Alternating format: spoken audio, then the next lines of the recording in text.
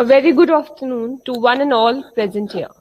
I, Dr. Ashneet Kaur, on behalf of Geeta Ratan International Business School, welcome you all on the third day of EFDP for the faculties.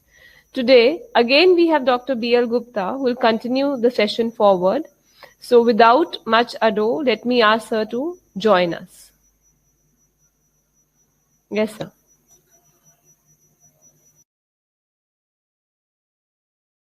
Sir, your audio is on a mute mode. We cannot hear you, sir. Namaskar. Yes. Good afternoon. Yesterday we had very good interaction with the faculty members, and yesterday was very good day for me to share the provisions of NEP 2020. It is going to be a big change in our country in higher education system. As I told yesterday, that all institutions are going to be multidisciplinary universities or autonomous colleges. So in one campus, you will have engineering college, polytechnic, pharmacy college, management institute, law institute, and you will have other degree programs related to commerce, arts, science, and maybe physical education and like. So in next 15 years, we are going to have multidisciplinary institutions. Stand-alone type of institutions will go away. That we have discussed yesterday. Then we have discussed that the education is going to be multidisciplinary at undergraduate level and at PG level, and there will be choice to the students to pursue a degree, means undergraduate program in a particular stream, and they can also pursue or choose some of the courses of other disciplines of their interest, and the credit of those courses will be counted for awarding the degree. So that we have discussed yesterday. Then we have also discussed that there are many aspects which are going to come in curriculum of undergraduate and postgraduate programs because of NEP and because of outcome-based education, like environment, sustainability, safety, economics, maybe housekeeping, and the quality is going to be the focus of the whole education system. We have also discussed that there will be some provision for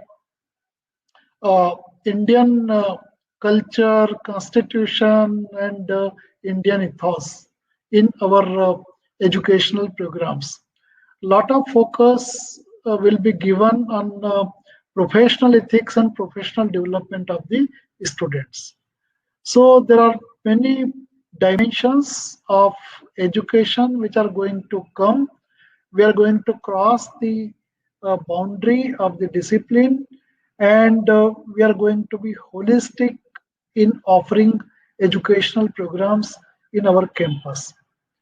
Another thing which we appreciated yesterday is related to student-centric methods. In outcome-based education, we have to design the curriculum in such a way so that all students undergo learning experiences which are very close to real life situation.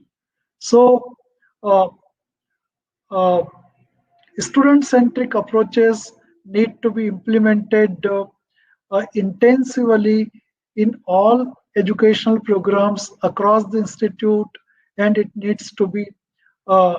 it needs to be institutionalized at institute level. Then we have also discussed that vocationalization of education will be integral part of all undergraduate programs. We have also appreciated yesterday that entrepreneurship development will also be integrated in all educational programs. Then use of information communication technology and the higher technology is going to come in next 10 to 15 years at a very big level. Then use of blended learning will be there. Campus will not be so much flooded because most of the teachers will be offering online and offline uh, sessions, so that campuses will not be flooded with the students. Then the institutions are going to be holistic, means they will offer not only the educational programs, but they will offer the research to the industry and society and world of work. They will offer consultancy, and they will also contribute for national missions. So these are the major changes which we are going to implement, and these are not the traditional things or extrapolation of the traditional things.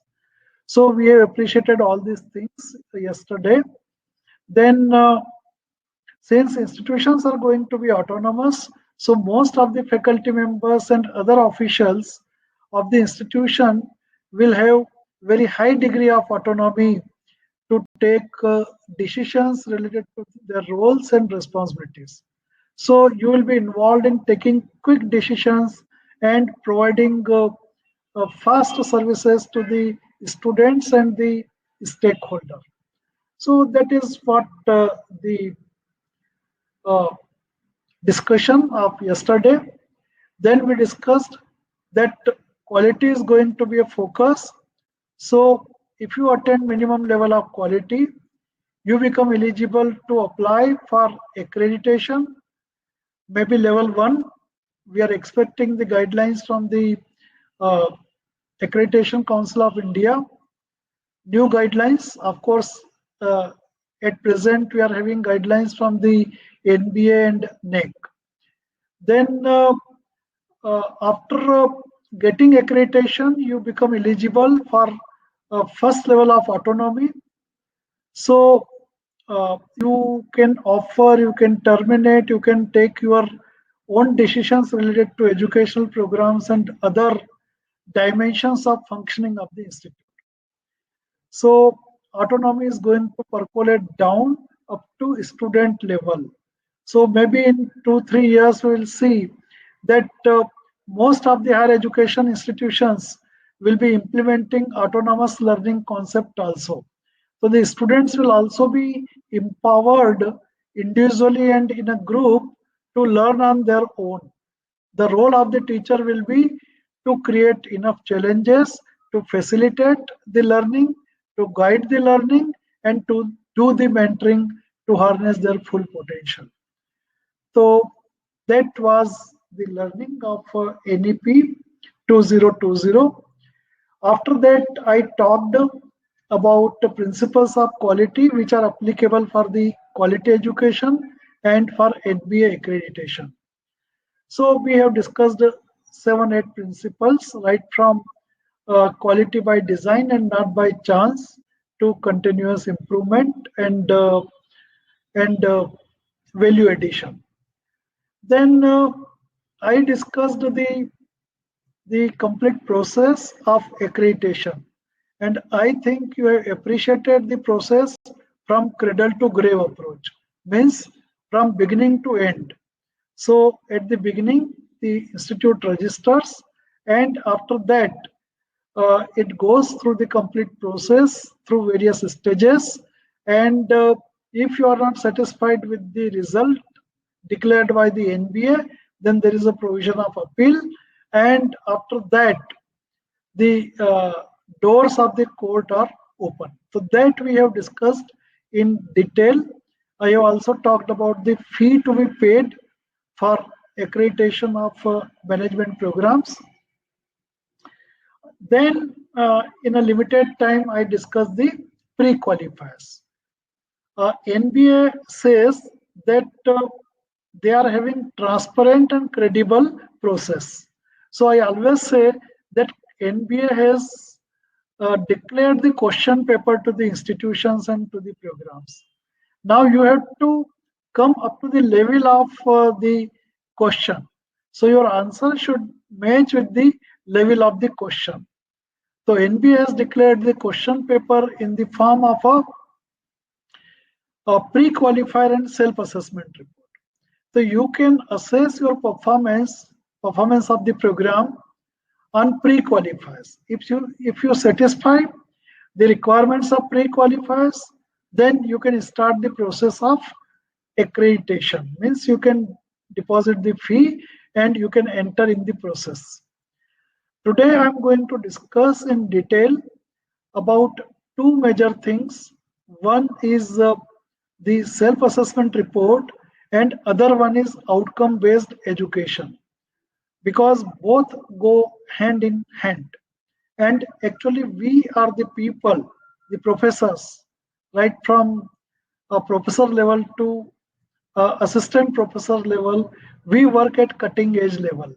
So in fact, we are responsible for designing and implementing quality systems and for assuring the quality of learning and in totality quality of the education as a whole. So we should try to appreciate the whole concept of accreditation process, and we should also try to appreciate the whole philosophy of outcome-based education. So I will discuss both the things simultaneously.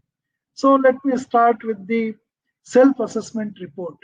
But before that, if any one of you have any question, you can post it in the chat or you can directly ask me, unmuting your mic. Yes, sir. Sir, if there are any questions, I'll let you know. Okay, Right okay, now, till fine, now, there are fine, no fine. questions. Okay, Yes, sir. okay. So I will share the screen and I will take the self-assessment report, which is applicable for the NBA, which is applicable for the management program. If you look at the self-assessment report, there are three things which are related to students. That is program educational objectives. I will discuss those. Then at lower level, program outcomes, and at lower level, course outcomes. So there is a hierarchy of outcomes. Program educational objectives, then program outcomes, and course outcomes. So whenever we are thinking about improving the quality of education, we should first think about the program outcomes. These program outcomes are mandatory for management programs. Apply knowledge of management theories and practices to solve business problems. So here they are not solving the theoretical problem, but all teachers are expected to bring the real life situation in the classroom, whether it is organizational behavior or organizational design or maybe accounting or whatever. So you need to bring the real life examples in the classroom situation, maybe in the form of anecdote or incidences or case study, or maybe in the form of a mini project or minor project or major project, so that they are able to apply the knowledge of management theories and practices to solve business problems. So the PO1 is directly related to world of work situation. In traditional education system, we don't focus on business problems, on real life problems. We simply give the theories and we assume that our students will uh, develop skills to apply the theories and practices in due course of time. But that doesn't happen since they are not equipped with that. Even they don't have confidence to apply. Even they do not know what is right and what is not effective in a particular situation. So that is PO1. So whatever courses you teach related to theory and practice, They need to be mapped with PO1, that is, apply knowledge of management, theories and practices to solve business problems. Please don't think that it is problem only. In innovative situations also, you can apply the theory and practices. So suppose some organization is trying to do re-engineering. Suppose a hospital is going to renovate its services and wants to make it patient oriented 100%. So the role of the HR is very, very important.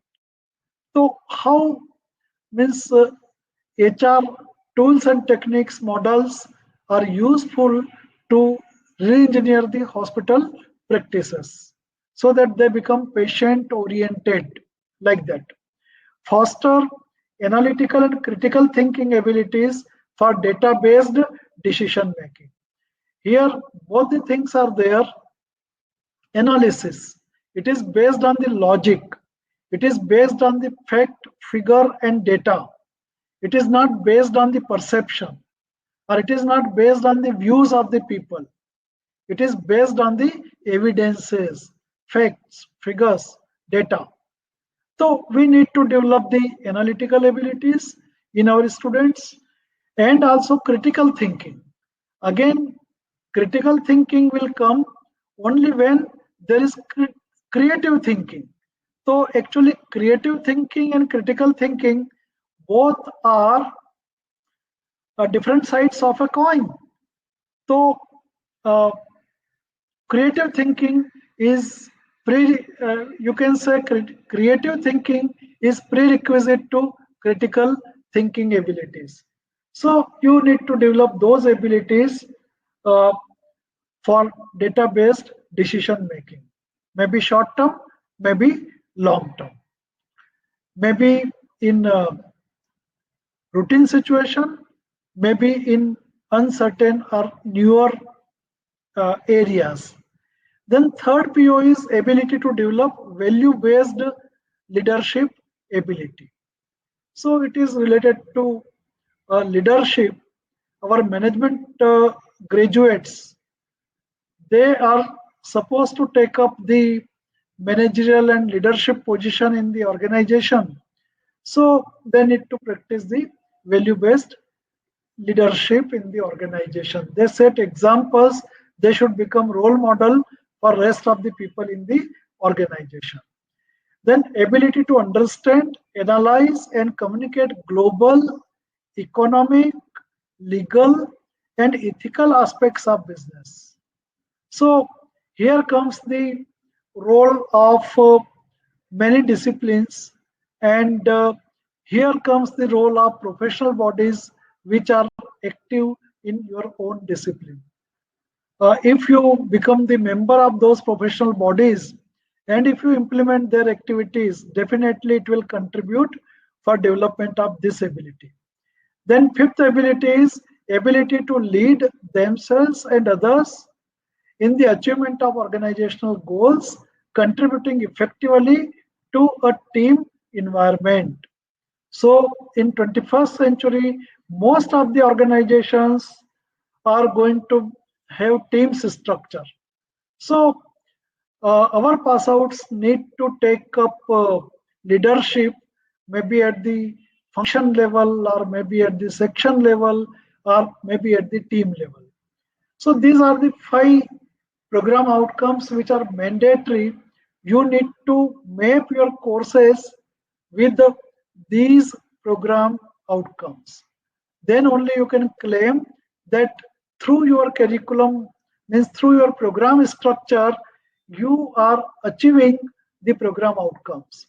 Then NBA has given freedom to frame 3 more POs which may be unique, which may be altogether different than the listed 5 POs, and the remaining 3 POs which you will list out will make you unique, will make your program unique, will make your program sellable, will make your program to create your brand image or brand value, like that.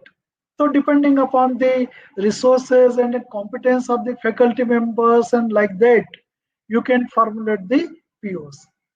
So there are 5 plus 3, 8 POs, and the whole program structure. Program structure means the the the what do you call, the network of courses will contribute to achieve these 8 POs. Now coming to the main points of the self-assessment report.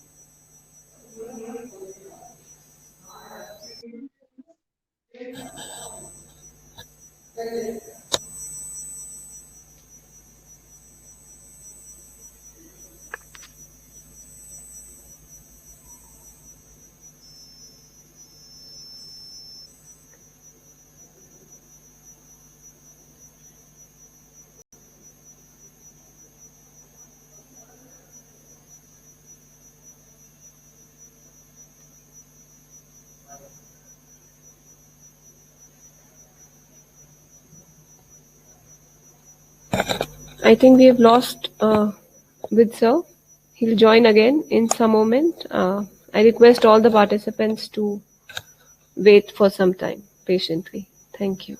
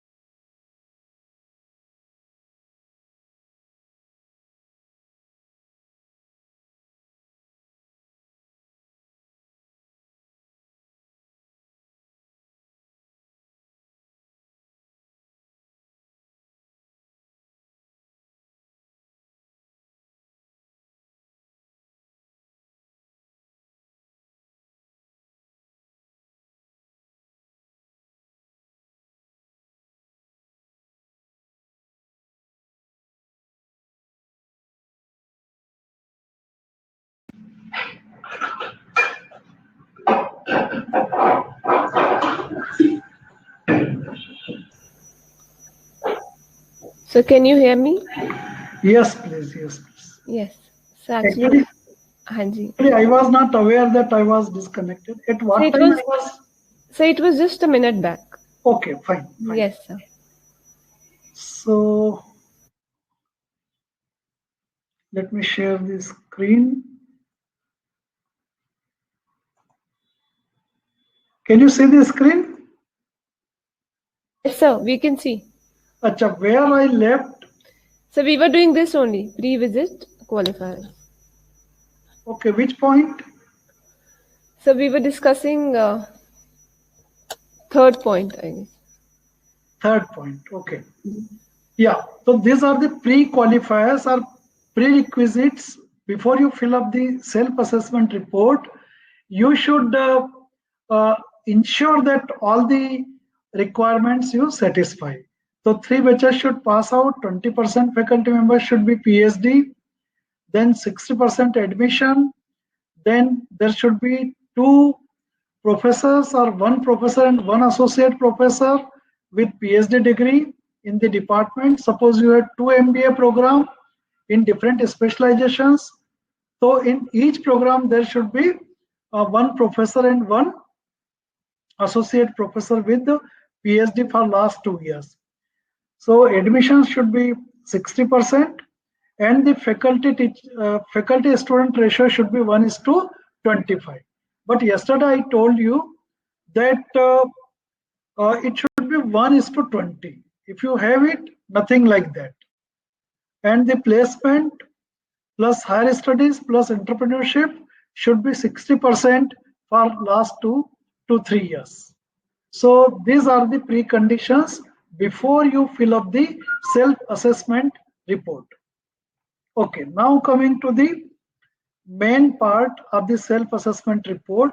Acha, I want to tell you through this table that there are 3 parts, I think.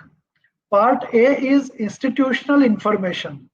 So you have to provide the institutional information, and it is factual information as you have seen in pre-qualifiers. Then in part B, there is a summary of the criteria. We are going to discuss these criteria, especially those criteria which are new to you. So there are 10 criteria for MBA program, for NBA accreditation, vision, mission and program educational objectives, governance, leadership and financial resources, program outcomes and course outcomes, curriculum and learning processes, student quality and performance, faculty attributes and contributions, industry and international connect, infrastructure, alumni performance and connect, and continuous improvement. So these 10 criteria are there, and there are sub criteria under each criteria. So in self-assessment report, you fill up all the relevant information. Then there is a declaration by the institute that whatever information is provided, it is correct, and there is no ambiguity, and no information is camouflaged, or means no information is distorted information like that. Okay, so part A, this is the factual information, institutional information. If you have documentation system in your institute, you can easily fill up the points from various documents, and it is all factual information. Now coming to the criteria, I have already discussed the criteria. Sorry, I have already listed the criteria. For each criteria, there are points. For criterion 150, for governance, leadership and finance 100, program outcomes and course outcomes 100, curriculum and learning process 125, student quality and performance 100, faculty attributes and contributions 220, then industry and international connect 130, infrastructure 75, alumni performance and connect 50, and continuous improvement 50. Most of the management program fail in on this particular criterion, that is industry and international connect. They fail on this particular criteria. Okay, so these are the criteria and marks allocated to them. So 1000 points are there. Now the first criterion, vision, mission and program educational objectives. Vision and mission statements, 5 points. So you can have vision of the institute and then vision of the management department. If you are running only management programs, then you can have your own vision statement, which is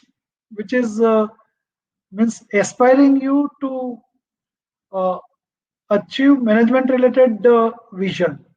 So if you are a part of any institute, means bigger institute, then there will be institutional vision and then the management department vision, like that. If you are standalone management institute, you may have your own vision statement. In that case, vision of the institute and vision of the department may be same. Okay, then coming to the program educational objectives, 5 points are there. We can write 3 to 5 program educational objectives, and program educational objectives are nothing but graduation plus 3 to 5 years experience, what type of career our pass outs may pursue professionally. Means they become so competent and professional or proficient, they can handle all types of world of work situation. So for that, they require at least 3 years, 3 to 5 years practice. Then they will become independent professional. So all our educational programs should be designed keeping in mind the program educational objectives. In other words, I want to say you are preparing the students for next 3 to 5 years. So whatever abilities they have developed, they don't become obsolete, they practice it and they become the professional. So most of the POs are written in this way. The MBA program will prepare the students to pursue career in quality assurance, or to pursue career in accounts, or to pursue career in HR, or to pursue career in logistic, like that. So PEO, program educational objective, is not ability, but it is the cluster of ability, it is the group of ability. Okay, then dissemination among stakeholders. So whatever vision mission you have, whether it is properly communicated to your stakeholders who help you, who support you, who guide you, who fund you to implement your plans. So proper dissemination should be there among stakeholders about your vision and mission. Then formulation process. What process you have used to formulate or articulate the vision and mission. I generally tell institutions that they should conduct 1 or 2 day workshop and they should do brainstorming on their future, maybe 10 years or 50 years ahead. So after doing brainstorming, you do the SWOT analysis, then you do the issue analysis, what are the major issues you are facing and how you are going to address these issues in the time to come. Then value analysis, what values you respect most and what values are required to achieve the vision and mission. So these 4 or 5 techniques are used for crafting the vision statement, and you involve all the representatives of internal and external stakeholders, and you should keep the document of that. Means you should keep the evidences of that workshop. So this process should be described here. So you cannot say that we have used cut and paste technology to craft the vision, or the vision is given by our chairman, or like that. It has to be shared one. It should be crafted participatively. Okay. Then coming to the consistency of PO with the mission. So suppose you have 3 to 5 missions, and similarly you have 3 to 5 PEOs, then you have to do the mapping. PEO number 1 is contributing for mission 1 at what level? So NBA says that mapping should be done at 3 levels: substantial, moderate, and slight. So suppose PEO1 is contributing at slight level for M1, moderate level for M2, and substantial level for M3. So what I will do, I will give 1, 2, and 3. And for fourth, it is not contributing, so I will put dash. So in this way, I will do the mapping. And I want to introduce the mapping concept here. This concept is used throughout the self-assessment report. So there should be at least 1, 3 in each column, and similarly there should be at least 1, 3 in each row. Then we will say that the map is perfect. Otherwise, we need to rework, or we need to do the reiteration, and we need to modify or add something, or maybe delete and add new, maybe PEO, or maybe mission. So it goes through 2-3 cycles. After that, the map becomes the perfect one. So this is criterion 1, and if you are able to properly communicate in these sub criteria, you may get 50 out of 50. Now, here I want to introduce one more thing, that is evaluation guideline. Are you able to see it? Yes, sir. This is the evaluation guideline. So what NBA has done, they have given the self-assessment report, and at the same time, they have given the model answer. So evaluation guideline is a model answer. How the team will assess your performance on criterion 1. So we have seen 1.1 vision and mission, 5 points are there. Again, these 5 points are divided into 2 parameters, and availability of the vision and mission statement 2 points, and appropriateness or relevance of the vision and mission 3 points. So if you satisfy these 2, you will get 5 out of 5. Similarly, they have mentioned for each sub criterion what will be the micro level assessment. So whenever you are writing self-assessment report, keep this evaluation guideline in front of you, so that it will properly guide you to articulate the things which you want to communicate to NBA through your self-assessment report. So it is not simply a form filling type of thing, but it requires lot of thinking, logic, creativity, and articulation of each and every sentence. Okay, so this is criterion 1. For criterion 1, they have mentioned each and everything, how the team will assess. So that is why NBA claims that they have objective process of assessment. So even if I come to your institute, I cannot favor you, because I have to assess your performance on these criteria, and I have to record the evidences. And when I put your case in front of NBA team, so that time I have to justify why I have given 2 or 3 or 5 under this criteria or sub criteria. So what I want to submit, that the institute should keep evaluation guidelines in mind, and then write the self-assessment report, so that you will be confident about your communication and about getting the marks.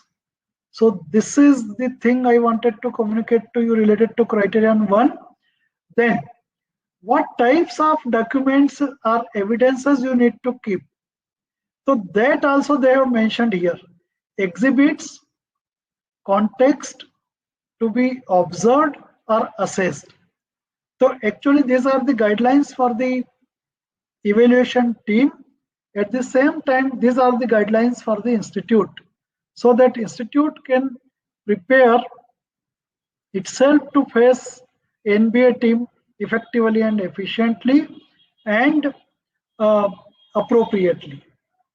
So adequacy, vision, mission and PO, availability on institute website, availability at principal and in charges chamber, notice boards, and availability in documents and course of study. So on all these places, the vision and mission should be present or should be printed. Then documentary evidences to indicate the process which ensure awareness among internal and external stakeholders with effective process implementation. So everybody should be well aware about the vision and mission. So team members may ask anybody, what is the vision of your institute or your department? And if he or she is not able to share, it means your vision is not a shared vision. Then extent of awareness based on the interaction with internal and external stakeholders. So even the external stakeholders should be able to tell that what is the vision of your institute. They should not do the rote learning, but they should be able to communicate the intent and spirit of the vision statement. Like that, for every sub-criterion 1.1, 1.2, 1.3, 1.4 and 1.5, they have given the evaluation guidelines. So I would request all the faculty members to go through the self-assessment report and to go through the evaluation guideline. So I will give a very small slot for asking question or clarifying doubts or maybe sharing your experiences. So now I am with you. Yes, sir. Sir, the question that the participants have asked is that they wanted more knowledge about actually how the mapping can be done between the CEOs and the PO. I mean, because they say that the activity that do in the class, it is very difficult for them to map up. Yeah. And they were, yes. So how can they make the class activity more realistic? So that is the question, sir. That will come in criterion 2. Here we are talking about the mapping of the PEO with the mission. We have not arrived at mapping of the classroom activities with the course outcomes and with the POs. We have not arrived at that particular point. That is in criterion 2. But if you are interested in this mapping between the PEO and the missions, I can tell in this way, mapping means the contribution of PEO to achieve that particular mission. So suppose your mission is to make more than 50% students entrepreneur. This is your mission, okay? And this is a very concrete mission. Now, what could be the PEO?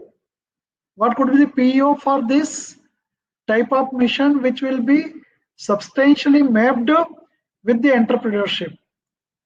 So the PEO could be the students are able to prepare alternative business plans. No? Yes, sir. Yeah? Yes, sir. So yes. That is one thing. Second thing is the students are able to design and implement innovations in the organization where they are working. So in due course of time, if they wish, they can become entrepreneur. So it's not starting own business, but if you are involved in doing such type of things, then those qualities you have. like that. Correct. So So it for will the contribute students significantly. who have just joined, like for the first year students, can we frame such activities of, No, PEO is graduation plus 3 to 5 years experience. correct, This is not for the student who have joined or who are studying, correct, but we are designing the curriculum in such a way. Okay, let me first explain the PEO. We are designing the curriculum to prepare 50% students as entrepreneur. So in the curriculum itself, in the form of the courses, in the form of activities, in the form of exercises, in the form of project, we offer or we provide ample opportunities to develop entrepreneurial abilities. So it is not for the student who has joined, it is for the person, it is for the program, and it is for the person who has graduated and acquired a 3 to 5 years experience. Now he is confident to become entrepreneur and successful entrepreneur. So here we are not mapping the content or course outcome and the activities. Here we are mapping the PEO with the mission. Mission is for the institute. So it is at very high level. yes, Means degree plus 3 to 5 years experience. So it is at that level.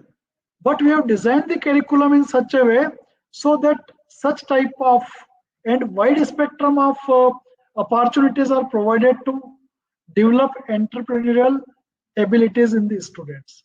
When I will discuss criterion 2, that time I will explain it in detail.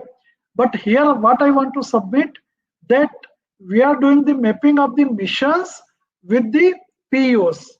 And PEOs we cannot prove, because POs are after graduation, 3 to 5 years experience.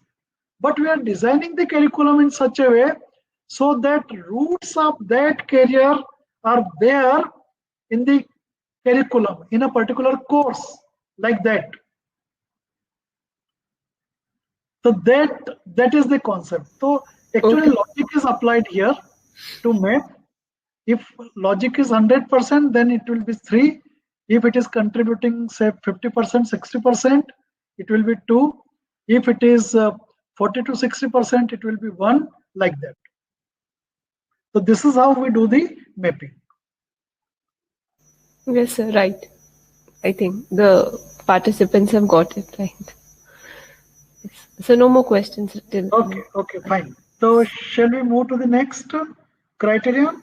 yes, sir, definitely. Yes. Okay. Self-assessment report. Okay. Yeah. Governance, leadership, and financial resources. 100 points are there. Now, governance structure. What type of governance structure you have, and whatever governance structure you have, whether it is facilitating the accomplishment of the vision and mission. So suppose in your vision, innovativeness is there, but your governance structure is hierarchical, means there is no teamwork, there is no group work, then it is not facilitating the accomplishment of innovative part of your vision. So your governing structure should be aligned to your vision. Means it should facilitate, it should try to guide, support, facilitate the accomplishment of the vision. So you have clear governance structure, and that is properly documented. Roles, responsibilities, authority, everything is properly mentioned. Terms of reference, everything is properly mentioned. It is documented. That is one thing. Second thing is, if you have well established governance structure in last 3 years or in last 2 years, how many meetings they have done, how many deliberations they had, what were the agenda, what were the decisions, and what were the action taken on the decisions. So if you are able to produce all these evidences right from agenda to action taken, then you may get 10 out of 10 marks. Then, so you have to describe all these things here, and you have to keep the evidences of agenda, formulation of governing body and other support teams, then agenda, then resolutions, then action taken, like that. So all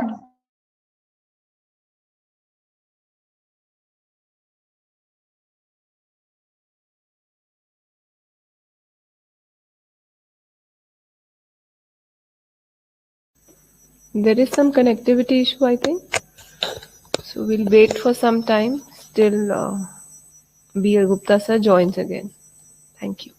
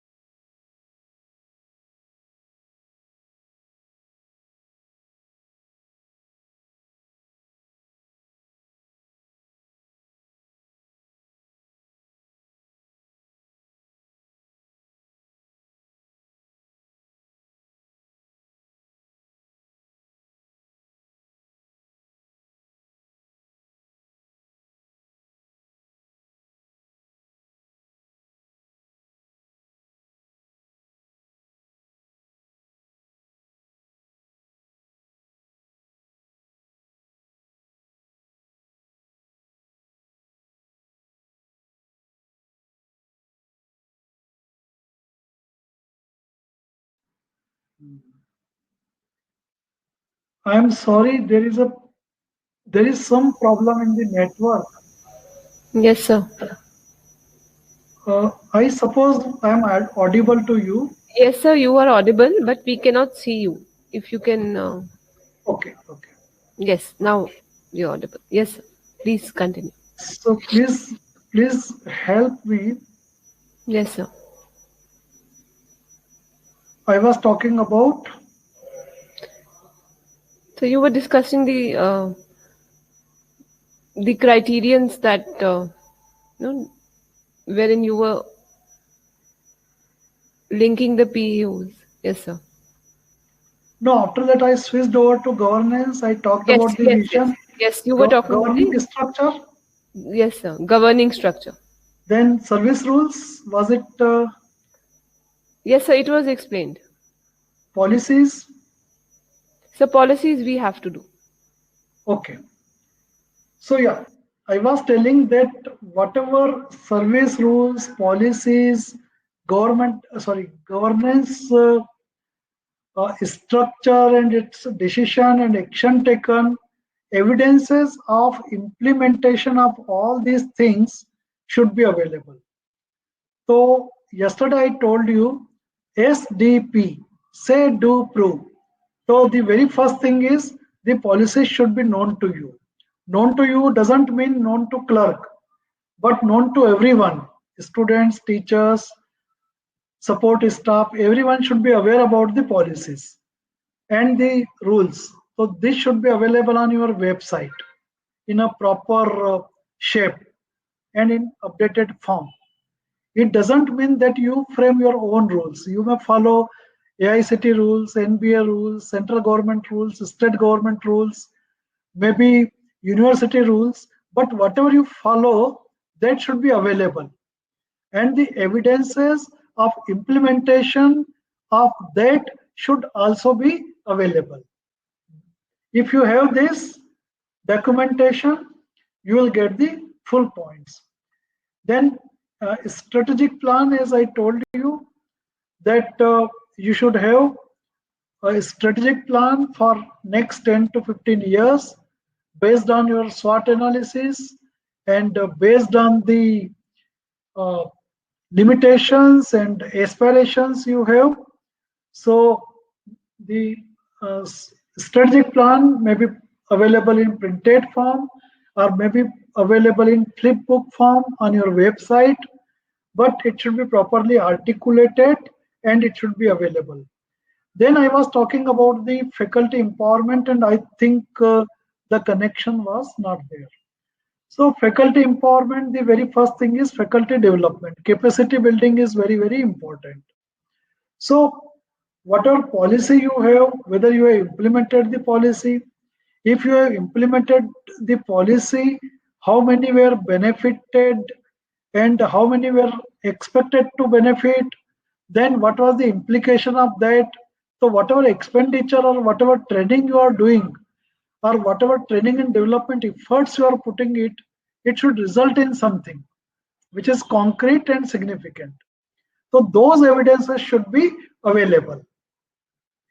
So suppose your organization is sponsoring a person for 15 days training on Industry 4.0.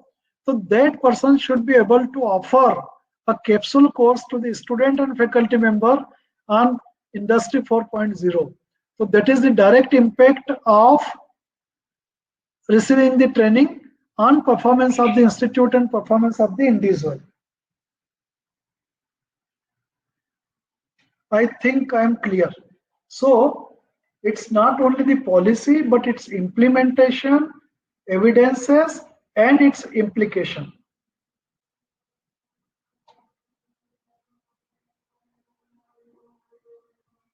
Then coming to the decentralization, delegation of power and empowerment.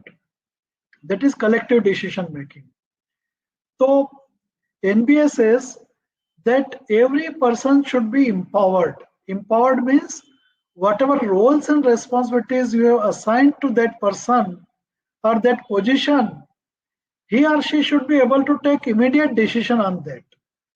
He or she should not approach to 2-3 levels, maybe HOD, principal, like that. So whatever role you have performed or assigned to me, I should be able to take the decision. If I take my example, I am Dean Academics and Research. All powers related to training and research have been delegated to me. Means, if you want some consultancy from my institute, right now I can take the decision. I don't require to talk to any other person like that. So that type of empowerment and delegation should be there, so that the person can perform the roles effectively, efficiently, productively. And at the same time, the receiver of the service is satisfied. His or she is delighted. I came for the TC and within 2 minutes I got the TC. Or I applied on the website of the institute for TC and within 5 minutes the TC is available. Like that. So that person would be the happiest person. What miracles this institute is doing. So he or she will share the experiences with many. So like that, I just took an example. But what I want to submit, that people should be empowered to take decisions related to their roles and responsibility. I'm not saying that they should encroach on the authority of the principal or head of department, but whatever roles you have assigned to them, they should be able to take decision and immediate decision. I have seen in government system, powers are available with the people, but they're afraid to use. They think that show cause notice will be issued or this or that. So that should not happen. So many institutions, powers are there, but people are not using. Many institutions, people want to provide better services, but powers are not there. So they are helpless like that. So NBA wants that there should be proper system of decentralization, delegation, and empowerment, and that system should be functional. So you need to show the evidences to NBA that this is being signed by the dean student affair like that. So this will indicate that yes, the powers have been delegated or decentralized to different levels. People are empowered. Then effective governance indicators. Do you have grievance redressal mechanism? And do you have appeal provision? Then transparency. Do you have all information on your website? Do you provide information to students, parents, teachers in the form of a student handbook or teacher handbook or like that? Or maybe in the form of a brochure? Then leader and faculty selection process. So what process you follow, that all should be available to the outer world, because people come from the outside. So your website should be so interactive and so dynamic that it gives them right information and relevant information. Then stability of the academic leader. It is related to retention, principal and other significant positions. So it is a fact. On the basis of that, you will get the points. Then financial resources, NBA wants that you should be clear in your financial terms, and they have given a format. In this format, you need to prepare the budget and you need to do the expenditure, and the accounts statements should be audited, and they should be available on your website.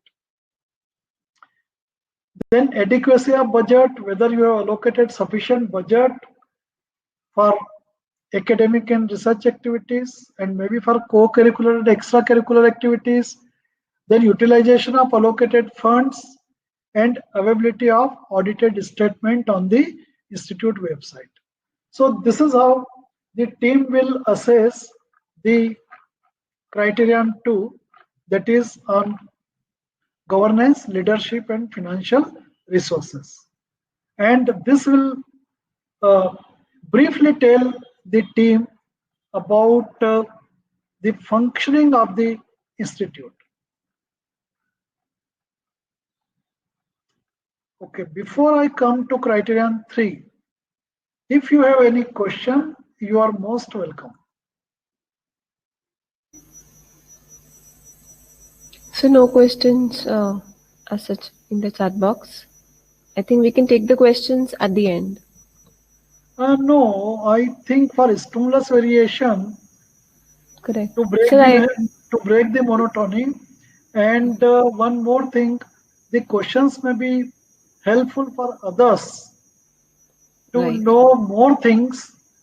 So I would request our colleagues to ask a question if they have. Don't wait for the last part of the presentation. Right, sir. So till now there are no questions. Okay, no issue. Yeah. So coming to criterion 3, that is program outcomes and course outcomes. 100 points are there. Many people are confused related to program outcome and course outcome. Program outcomes have already been given by the NBA for the MBA programs, and you can add 1 to 3 more program outcomes to communicate your brand value, or maybe to help you to build up your own brand, your own branding. So POs are there. Then course outcome. So first let us appreciate What is a course? Course may be anything, maybe theory, maybe practical, maybe workshop, maybe project, maybe internship, maybe major seminar. It can be anything for which we award marks, maybe internally, maybe through university exam. That is a course. So generally we use theory and practical or subject, but NBA calls it a course. So don't think that course is a program. Program is MBA. Master of Business Administration is called program. It is not a course. In a program, there are many courses, and courses are available in the form of theory, practical, project, maybe lab, maybe workshop, maybe internship, maybe major project, like that. Okay. So for each course, we write the course outcome. Just like for program, MBA program, NBA has given the program outcomes. Similarly, autonomy is given to us to write the course outcomes for each course which we teach. So suppose I teach organizational behavior. So after studying the organizational behavior, maybe in one semester, what abilities will be developed in our students? That is course outcome. So ability, what abilities will be developed in our student? So it is not the content or it is not the theory, but what ability will be developed. So they will be able to understand the various theories of leadership in organizational behavior. So it is understand, it is not the ability. What is ability? They will be able to lead the team. They will be able to motivate the subordinates or team members. They will be able to like that. So outcome is nothing but it is an ability which is demonstrated by our students. So course outcome is nothing but it is an ability which is demonstrated by our students after completing a particular course, and the abilities are related to world of work situation or real life situation. So in every course you need to write 4 to 6 course outcomes. So 4 to 6 course outcomes, all course outcomes should be terminal. All course outcomes should start with the action verb. All course outcomes should be measurable. All course outcomes should be demonstrable. All course outcomes should be specific, like that. So I will take 2-3 examples just to clarify. And one more thing which I experienced in your institute, there is a concept of covert means inside and overt means outside. So we don't write the course outcome in covert form. We write it in the overt form. Overt means observable. So whatever ability you are writing, it should be observable. So suppose I say that after studying organizational behavior, the students will be able to lead a team in a specific situation. So they are able to lead a team. So I can observe their behavior, whether the student is able to lead or not, like that. Maybe on some criteria and parameter, maybe through observation schedule, or maybe through rubric, like that. So course outcome is always expressed in the form of ability, and it is the terminal ability for that particular course, and it is always expressed in terms of observable, measurable terms. Okay, so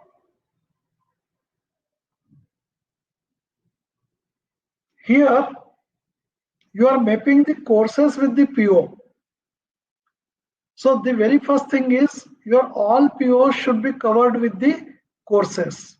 It means you are talking about the program structure.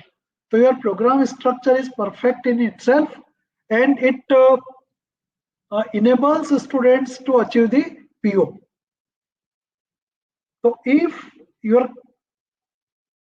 courses are not sufficient, then POs will not be achieved, like that. So you are means preparing program structure, and with the help of the program structure, you are proving that you are achieving the PO 1, 2, 3 program outcomes.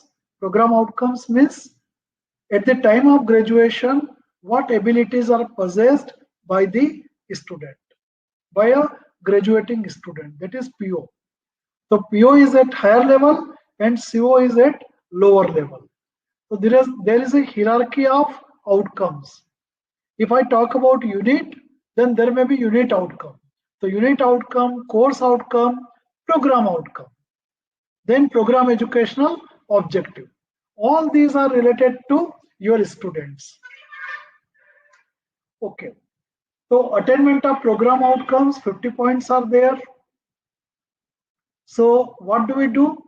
For each, for courses, we do the mapping with the PO, with the POs. And on the basis of this, we try to prove how much we have achieved. Okay, although it takes a lot of time, but very briefly I want to say that C101 is contributing at 3 level, and suppose the result of C101 is 80%. So 0.8 into 3. So in this way, we calculate the weighted mean, and on the basis of that, we calculate the accomplishment of. So it is a very long process, and it cannot be explained in 10, 15 or 30 minutes. So I would request all of you to go through it, and maybe at some other time we will discuss it in detail. But here I want to focus on development of course outcomes. So the course outcomes should be developed in such a way so that they indicate the world of work related ability. I have experienced in many institutes, since you are having content based curriculum or syllabus, so you simply write apply theories, explain theories, describe theories. So again, you are not writing the CO in the form of world of work situation. You are simply writing the CO in the form of theory only. So you should take out the students from theory, and you should extend their ability for the practice. So if you keep all these things in mind, I think you will be able to formulate the CO. That is one thing. Then, as you are aware, if you are aware, if you are not aware, I will tell you that there are 3 domains of learning: cognitive domain, affective domain, and psychomotor domain. So there will be courses related to all the 3 domains of learning.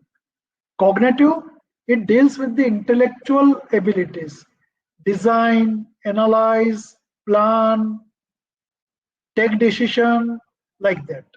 Affective domain, adhere to safety norms, follow good housekeeping practices, like that. Follow hygienic practices, like that. It is related to affective domain. So there may be courses related to affective domain, and there may be courses related to practice. So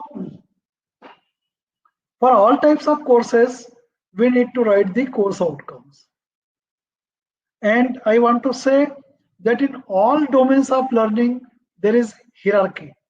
And many of you may be aware about Bloom's taxonomy. So for cognitive domain, we use Bloom's taxonomy. But for affective and psychomotor domain, there are other types of taxonomy. So I would request you to please Google it and find the hierarchy for all the three domains and try to formulate the outcomes, course outcomes. So don't forget that course outcomes should be related to world of work situation. So prepare report is a theoretical, but prepare report in a given situation is a practice related.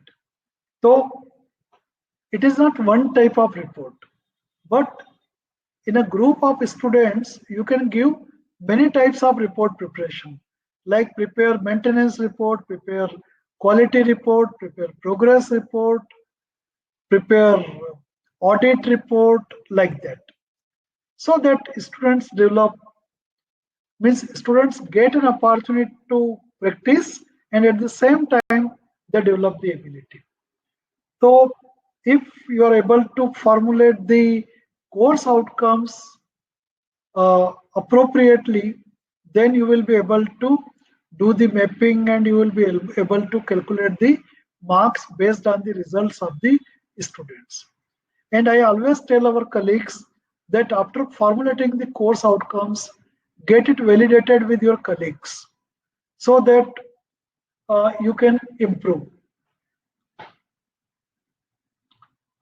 Okay, so this was about criterion 3. I am not taking the calculation and all that because it requires lot of time, maybe 3 to 5 hours time. Okay, any question on this criterion?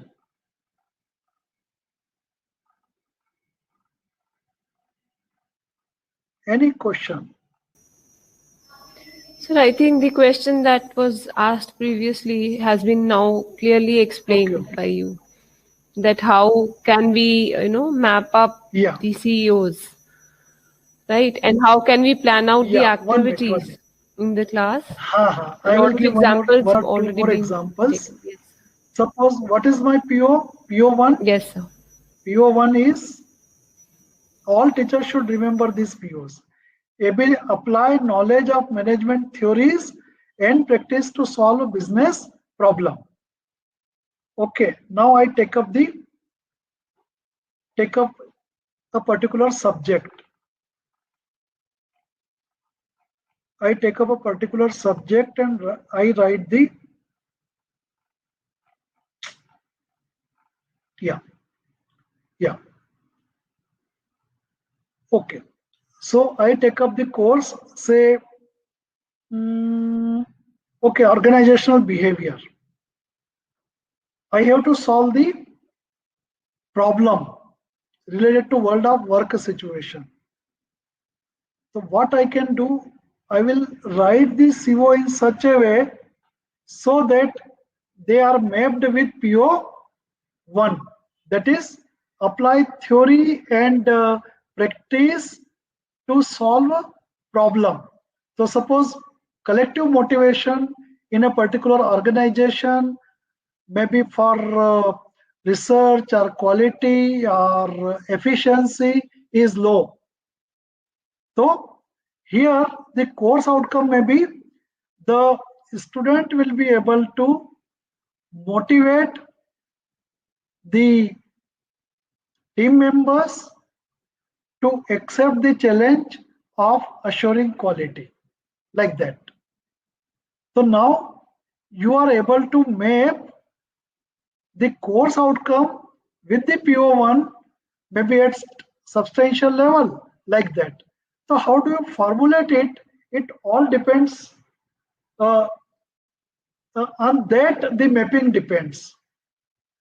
If I write understand the theories of motivation, so then it will be very difficult to map because it is at understand level, not at demonstration level or performance level, like that. Okay, if this is the situation, then what should I do? I should form a group of students. I'm a teacher, and I should write a role play. And I will take the role play from the industrial or world of work situation. So one student will become a leader, two students will become supervisor, and three students will become, say, skilled worker. And there is a challenge related to quality or efficiency or maintenance or like that. And I ask them to enact that particular role. And I observe, as a teacher, I observe their behavior. So now everything is mapped. The student activity, their performance, and the practice related problem. So this is how, as a teacher, I have to think and map. And in fact, the teaching learning methods will help us to develop all these kinds of abilities, and especially student centric methods. So in management, you need to use role play, educational games, seminars, case studies, problem based learning, project based learning, maybe a small piece of research, maybe survey, like that. You need to use live methods where the students struggle, they learn, they experience, they feel the thrill, like that. So that is your role, and just to pass on the content is not your role. So that role is going to come in outcome based education. So you should be able to pick up uh, strong role plays or maybe case studies which develop the ability. Don't think that it will be too difficult for students to analyze the case or to play a role, since they are in a learning situation. They are not the professionals. So, okay, even if they learn 50%, 60% in that complex situation, it serves our purpose. Instead of simply uh, rote learning and getting 80% or 90% marks, like that. So what I want to submit, now management faculty, law faculty members need to use variety of methods, and these methods will prove, and these methods will develop the abilities in our students, and our students will get hands on. They will learn through experiences, they will learn through struggle, they will learn through committing mistakes, they will learn through feedback, like that. So such type of methods need to be used. In engineering, I always tell कि you want to develop creative ability, but all the time you are using theory, formula, rule, all are based on the logic. Where is the creativity? So unless you use brainstorming or Delphi or mind mapping or matrix, you cannot develop the creative ability in the students. So pedagogy plays a very, very important role in outcome-based education. That is what humbly I want to submit to all of you, and all faculty members should be prepared for that. So it's not only theory, theory is prerequisite, but you need to practice all these things. And I know that initially it may be challenging for you also, but later on it will be mutual learning for you and your students. And you will also enjoy and they will also enjoy. So there is Okay. one more question. Ji. Can you tell a little about Bloom's taxonomy? I mean, can you discuss a little about, or emphasize more on what is Bloom's? I think we have lost the connection with her. I would request you to be wait patiently till he connects back.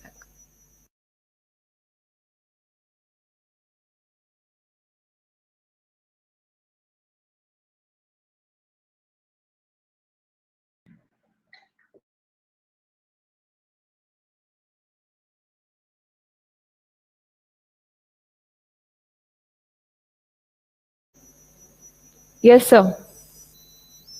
So can you hear me? Sir, can you hear me?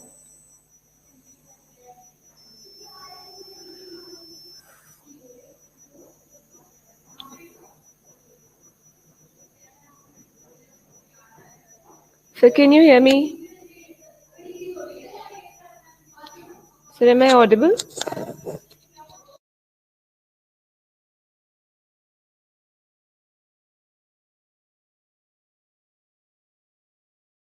I think we should wait for some more time because he's entered, but I think we are not able to hear him.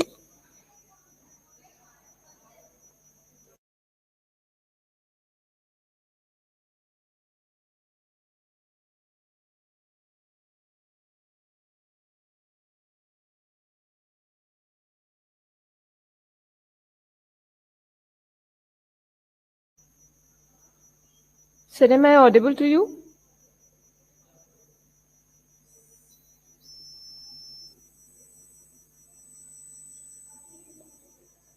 Sir, am I audible to you?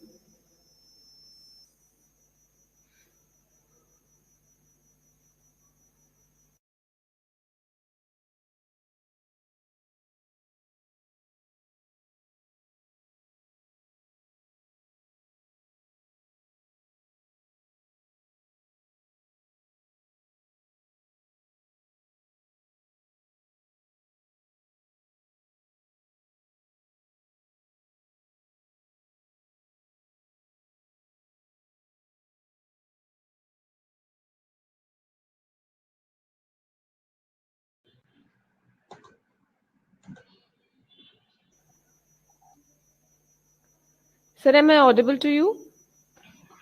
Yeah, I think Yes, sir, we missed you. Right. Sir, again, we cannot hear you, sir.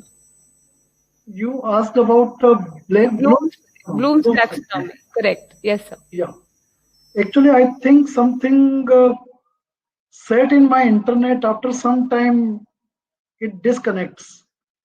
Anyway, Bloom's taxonomy. Yes, there is a lot of confusion on Bloom's taxonomy. People think that Bloom's taxonomy is course outcome. No, Bloom's taxonomy is useful.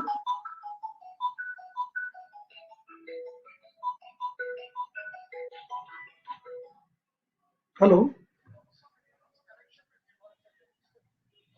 Again, it is Sir, we can hear you. okay. Okay, we are connected. We are connected. Yes, sir, we are connected. So we can hear you. Yeah. Can you hear me? Absolutely, we can hear you. Yeah, yeah. Yes, we can So hear you. there is a lot of confusion on Bloom's taxonomy.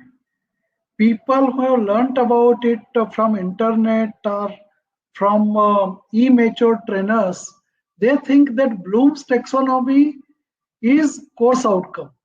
No, Bloom's taxonomy is useful for formulating the or for articulating the course outcomes or learning outcomes. So Bloom's taxonomy is very simple. It says knowledge, comprehension, application, analysis, synthesis, and evaluation. This is the original Bloom's taxonomy.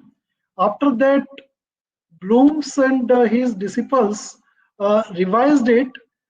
Most of the things are same. So Bloom's taxonomy is used for cognitive domain, not for affective domain or psychomotor domain, as I told you. So most of our course outcomes should be at application and above level. And especially for PG programs like MBA, the course outcome should be not only at application level, but maybe at analysis and above level, analysis, synthesis, and evaluation level. Now, what is analysis, synthesis, and evaluation? So that should get reflected in the course outcome. If I take this example, the student will be able to investigate. The student will be able to investigate the failure of overhead water tank and come out with real causes. This is my learning outcome number 1. So one overhead water tank has fallen down, and incomplete information is available about that tank since it was constructed 25-30 years back. Now students are using the learning of 5-6 courses, and they are trying to do the investigation from material engineering point of view, from chemistry point of view, from design point of view, from analysis point of view, from quality construction quality point of view, from use point of view, and they are coming out with a real cause or root cause. Actually, that is analysis. So if I simply write ki analyze doesn't mean it is at analysis level. If I simply write apply doesn't mean it is at apply level. That application should get reflected in your articulation. Then only it is at application level. If I take another example, design. A frame of multi-story building. This is design. But in most of the undergraduate engineering courses, data are given. You have to simply put the value and get the answer. So if you see, design means application, but it is at knowledge level, I tell you. Why? Because everything is known. You have to simply use the mathematics of 8th class or 10th class. Data are known to you. There is no variable. So you have to simply put the value, get the answer. It is not design. So this is what done. This is what being done. But if I take up the real life situation where there are many variables, they have to make assumptions, they have to apply standards, they have to apply their mind, they have to take decision, then I will say it is a design. So people don't know, who are not properly trained to use the Bloom's taxonomy, I tell you. They simply go by verbs which have been prescribed by the Bloom's or his disciples. So it requires a lot of deeper understanding than applying the Bloom's taxonomy in formulating the course outcomes. It's like that. So there are 6 levels. Highest level is evaluation, and at PG level we should be able to take the students up to that level. So if I take the example of law, suppose there is a mass retrenchment by a particular organization, in a particular organization, and as a final year law student they approach you, so you should be able to craft the writ petition in such a way so that it is accepted, like that. So things you have to extract from the people. If everything is given, then it is not at the evaluation level or even at analysis level. So like that. So you have to see, number one. Number two, if same thing I am doing 2-3 times, then again it comes from application to knowledge level, because things are known to me. So it is not at analysis level or application level. I am not doing any struggle. Things are known to me. I am simply using them. So it is simply remembering level, not even understanding level. So what I want to submit that, excuse me, Bloom's taxonomy should be used in letter and spirit and not by verbs suggested by Bloom's at different levels. And there should be right interpretation of the use of the Bloom's taxonomy. So if I am saying analysis, means your course outcome should reflect analysis in world of work situation. Then only. So I simply write analyze doesn't mean it is at analysis level, like that. I suppose I have responded to this question. Yes, sir. Up to your satisfaction level. So you need, you need to. I would request you, if the things are not clear, maybe 2 sessions, 3 sessions should be there on writing course outcomes using different types of domains of learning and using different levels of hierarchy, like that. Right, Okay. sir. Right. Any other question? Sir, no, not. Okay. Okay. So now coming to the next criterion, that is curriculum and learning process. So if you have properly designed the curriculum, then you will, means if you are autonomous institute, then 50 points are there for you. If you are affiliated, 20 points, 25 points are there for you.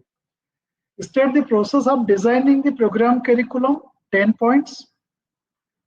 Structure of the curriculum, as I told you in the previous criterion, the structure of the curriculum should be perfect, and again it will be revised in the new national education policy. Multidisciplinary aspects will come into, so some guidelines will be there for that purpose also. So we have to follow each and every thing. But here, what is the intent? The intent is that the program structure should be complete in itself, and it should develop the PO level abilities. Okay, so course code, course title, lecture, tutorial, practical, total hours and credits. Okay, this format will change in the next version, since we are. Sir, if you want, you can share the screen because Okay, no. okay. Yes.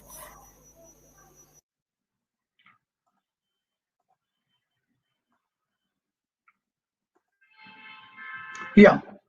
So program structure, this format means this table will change in time to come. Now the focus will be more on student-centric teaching learning methods. So not only lecture and tutorial and practical, but many other methods will come in picture. Say case method, role play, educational games, maybe creativity techniques, maybe major seminars, maybe surveys, like that. Okay, state the components of the curriculum. 15 points are there. So program core, then electives, open electives, summer project, internship, final dissertation, and any other thing if you award marks. So you have to put it in a percentage form. And contact hours, again there is a lot of confusion. Contact hour doesn't mean you take lecture. Contact hours means you don't take the lecture. Contact hours means you are facilitating the learning, maybe in the classroom or laboratory. So you should consider all those as contact hours. It doesn't mean taking lecture only. Okay, then overall quality and level of program curriculum.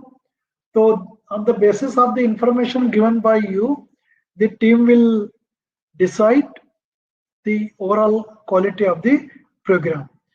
Then state the process used to identify extent of compliance of university curriculum for attaining the program outcomes. So if university declares academic calendar and other circulars, you are adhering to that, you are following that. That is one thing. Another thing is at institute level, at a department level, you are having your academic plan. That is second thing. And third thing is all teachers are preparing the course plans. Then appropriateness of the gaps identified and actions taken to bridge the gap. Gap means there is a provision in the NBA that there should be these POs. So suppose one PO is not being achieved by the current program structure. So you add something. maybe use of information technology, or maybe green HR, or like that, something you're adding so that the students are able to achieve the POs. So that is called a curricular gap. So how do you fill up that particular gap? Maybe through interaction, maybe through visit, maybe through project work, or maybe through internship, like that. So you need to identify the curricular gap, and then you take care of that particular gap.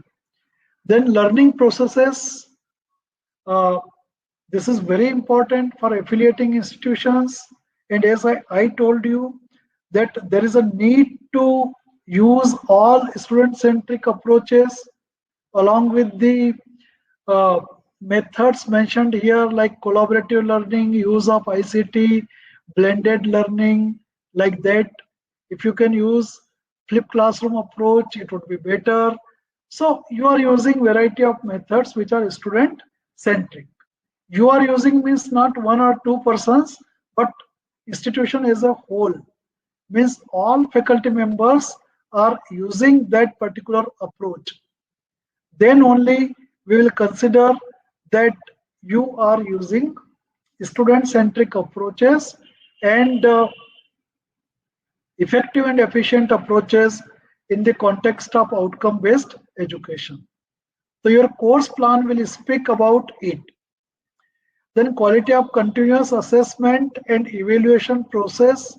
Again, this should not be highly theoretical.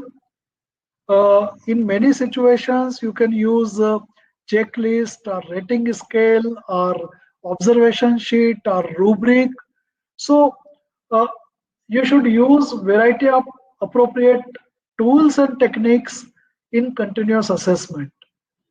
And here NBA wants, and it is the requirement of the quality education also, that assessment is not for assessment.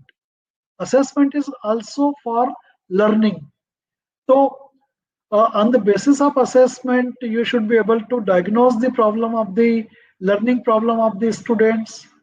On the basis of assessment, you should be able to take corrective and preventive actions.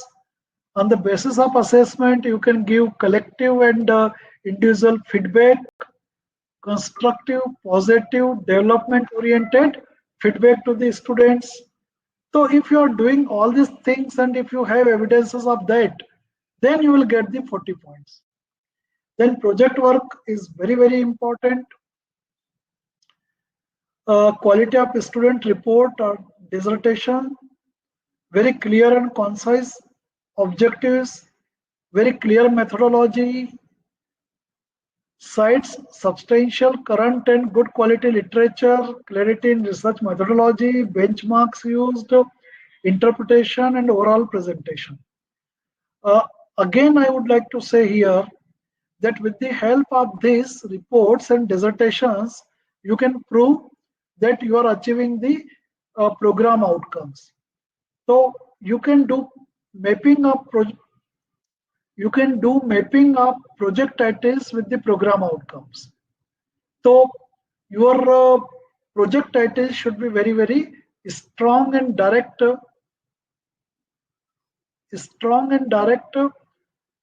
which contribute for achievement of the PO.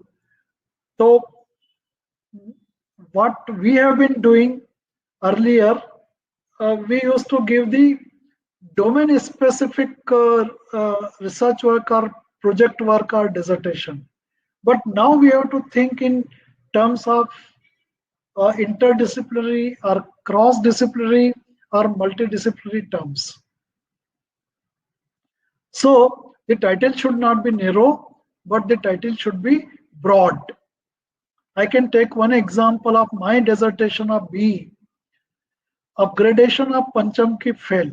This was the Panchamki Phel is a slum area. So upgradation of slum area.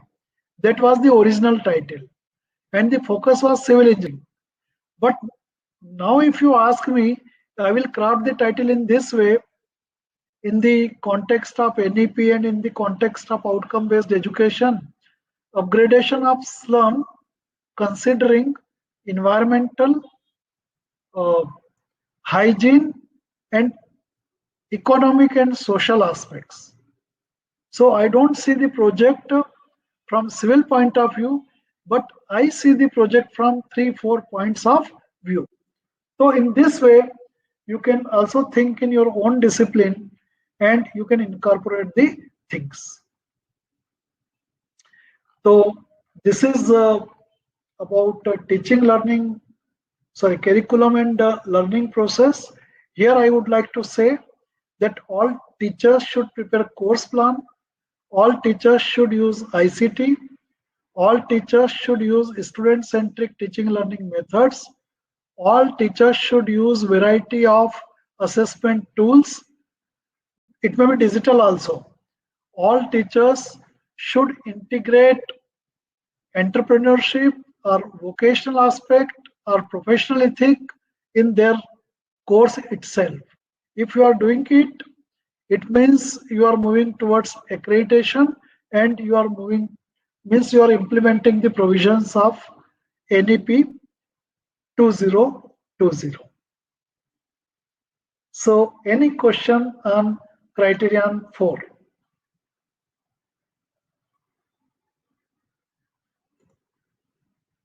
Any question on criterion 4?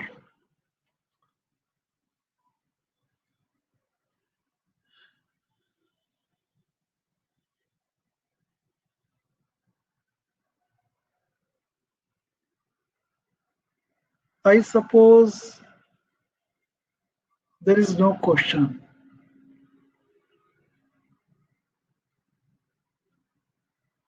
Criterion 4 is very, very important for faculty members and teachers.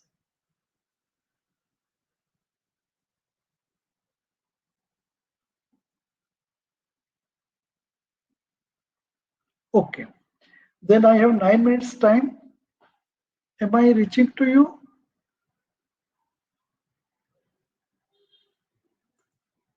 Am I audible?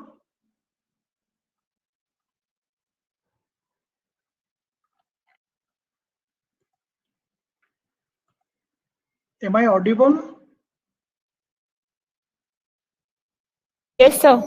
Okay. Sorry, I think No, a sure. little connectivity issue from my side. Yes, yes. Okay, okay. Okay, so there is no question on criterion 4th? So question here is that the projects that you were talking about. So there is a problem that in Indian university scenarios, I mean, projects are not taken that seriously. I mean, even in management colleges, no. This has been a very. So how can we make sure that the projects which are done by the students are original and they are taken up very seriously both by the teachers as well as the students. Okay, Like, the very most first of the Hanji. The very first thing I want to say that if you have collaboration with the industry or the world of work organizations, then you can bring the projects from them. So if project is new, they cannot copy, they cannot duplicate, they cannot replicate. That is one thing. Second thing is, if you are having industrial exposure or world of work exposure, so you should also think about new topics. Then the third strategy is you ask the students that in which area you want to pursue career, and you ask them to bring the problem from real life situation, and then you prepare the monitoring schedule at institute level and at department level to monitor the progress. What happens? They create crisis at the end of the semester or at the end of the year. So if you have monitoring schedule or if you have a complete plan for doing the project on timeline and on progress also, then everybody has to follow it. Teacher, institute and student. And that can be achieved through a culture. If you create a culture in 2-3 years related to means assuring quality in the project or dissertation, I think things can be improved. Both are responsible, students as well as teachers. In my career, I have seen that teachers are not exposed to world of work situation. Teachers themselves are not confident in guiding such projects. So they also means they are also lenient. So we need to do it. Means we need to address this problem at all the three levels. Institute level, we should have quality assurance. I always tell ki you prepare guideline document for managing problem-based learning and project-based learning at institute. I also tell people that at institute level guideline document try to put the monitoring schedule, and at institute level guideline document try to put the assessment scheme also. So if all the three things are available and they are declared before the projects are awarded, so in that situation some degree of seriousness will definitely come, I tell you. But it is left to the individual teachers or maybe group of teachers, and because of the personality of the teachers, some are lenient, some are strict, so we are not able to create uniform culture in our institute. So that type of culture can only be created when we have guideline document at institute level, and which is clear for teachers, students, and industry persons. I have conducted more than 5-6 webinars during this time on project-based learning only, which were attended by more than I think 4,000 teachers, and they have appreciated that yes, we can bring systemic improvement in project-based learning and problem-based learning through guideline document and through monitoring schedule and through declaring assessment scheme before awarding the project to the students, and doing awareness before awarding the project to the students, awareness of the students and awareness of the faculty members. So these are some of the approaches we have really worked, which have really worked. Correct, sir. So there is one more question here. In structure curriculum, we have to follow university format, or we can make our own design? No, since you are affiliated to university, so you have to follow that. But you can always add value to that. The university curriculum is content based. You can make it activity based. You can make it outcome based. So some value addition you can do. And if you do value addition, it means whatever is there, that is prerequisite. So that will be achieved. So I think at your level you should do. If the university is traditional one and they are not interested to change, but you want to create your own image, so in that case you should do. Yes, sir. Right. So, I mean, the question. This is all the questions right now. Okay. No more questions. So I have completed 4 criteria of self-assessment report, and most of the criteria are designed in this way only. So I would request every one of you to go through the criteria, collect the documents, collect the evidences, and start preparing the self-assessment report. Sooner or later you have to do it. So do it right now. Start doing it at institute level, department level, and faculty level. So on my behalf, I want to thank the management, the principal sir, the coordinators, and all the faculty members who have attended this these 2 sessions on accreditation. I hope you will pass on the learning to your colleagues, and it will be useful to your institute and maybe other institutes who take your services. So thank you very much. Thanks a lot. Thank you so much, sir, for enlightening us with your words of wisdom. You have inspired all of us today. And definitely, sir, we are going to take into consideration, because I think the learnings that you have given us is very useful for every one of us who are listening to you. Now, on behalf of Geeta Ratan International Business School, I would like to extend my gratitude towards your humble acceptance for joining us and enlightening our teachers with your words of wisdom, sir. Thank you so much, sir. Thank you. And thank you everyone for joining the session. Thank you. Namaskar. May I log out? Sir, you can log out. Thank you.